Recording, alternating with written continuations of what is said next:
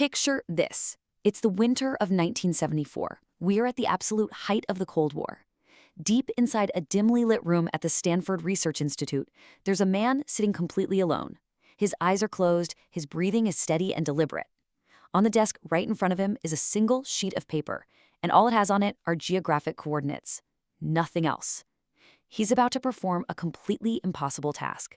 And listen, what happens next isn't some rejected Hollywood script. It is highly classified, 100% real American history.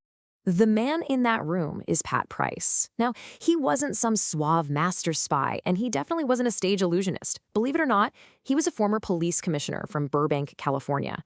People knew Price as a highly practical, no-nonsense cop, but here he was, sitting in that room, attempting to do the impossible, to perfectly describe a top-secret Soviet base, literally right down to the folders sitting on the desks, without ever getting up from his chair.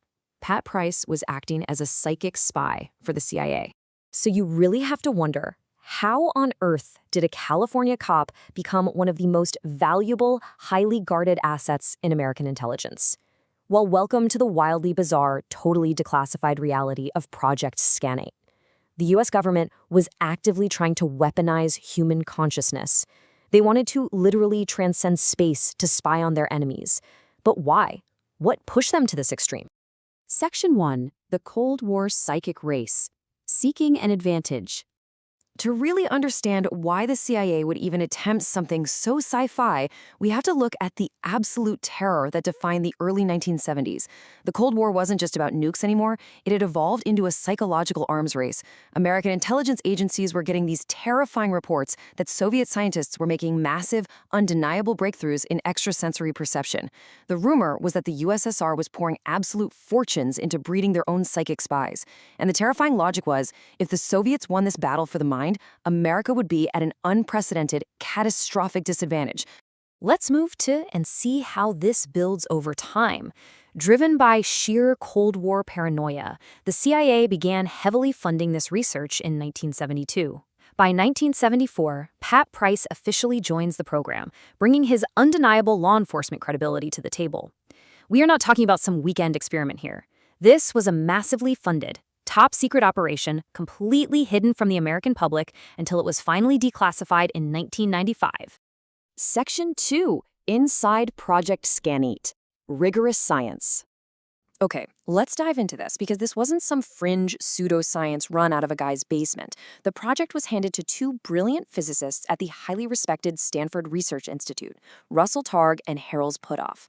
And here's the kicker. Neither of these guys even believed in psychics. They were hardened skeptics who designed a cold, unforgiving scientific trap to test this out.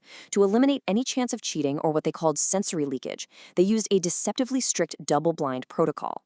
Step 1. A target is blindly selected. The researchers in the room literally had no idea what it was. Step 2. Only the geographic coordinates are handed to the viewer.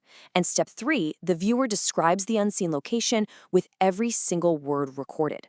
There were no cues, absolutely no leading questions, just raw numbers.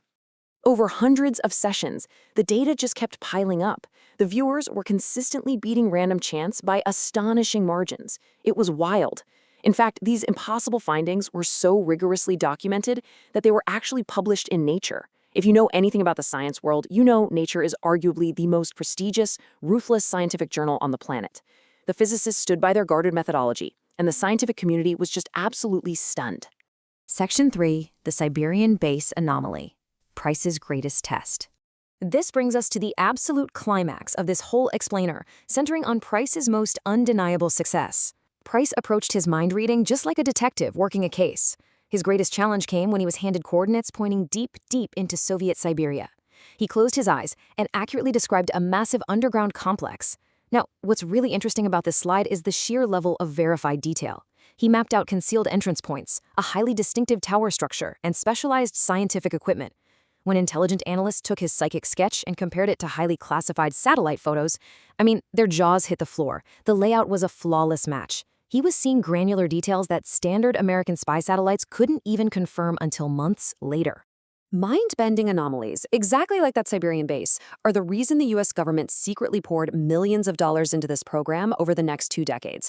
We're talking multiple major agencies jumping in, from the Defense Intelligence Agency to the Army itself. You have to remember, the U.S. military does not spend millions of dollars across multiple decades on a frivolous hoax. They saw a terrifying, tangible operational potential in this. Section 4, CIA's final verdict. Declassified reality. But as we moved into the 1990s, the entire geopolitical landscape shifted. The Soviet Union collapsed, the Cold War ended, and the extreme secrecy protecting this psychic espionage program began to crack.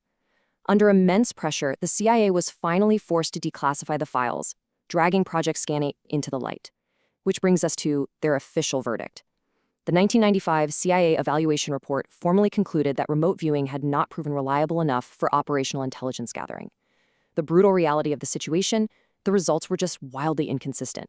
A viewer might be a godlike oracle on a Tuesday and completely miss the mark on a Wednesday.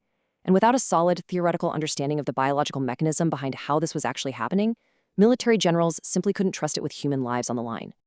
The program was ultimately shut down, but you know what? The data is still out there. This wasn't a comic book story of foolproof superpowers. It was a story of serious, credentialed scientists uncovering a genuine, unexplained glitch in human perception. It leaves us with a deeply unsettling question to think about. If millions of dollars and decades of rigorous research proved that human consciousness can, even occasionally, transcend physical distance, what are the true undiscovered limits of your own mind?